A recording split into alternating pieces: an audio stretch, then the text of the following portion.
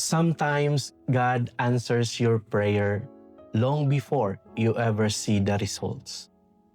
And the silence in between is not a rejection, it is preparation. Today's gospel reminds us of Zechariah and Elizabeth, a couple who prayed for a child for many years.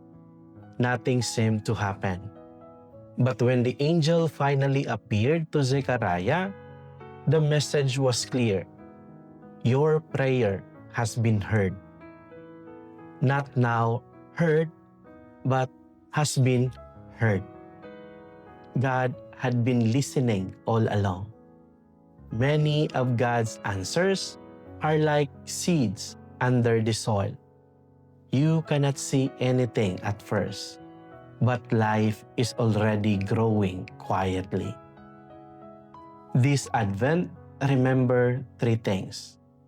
Nothing is impossible for God. You are a gift with a purpose, and God's timing is always good, even when it feels slow. If you are waiting for an answer today, hold on. God may already be shaping the blessing you have been praying for. Amen.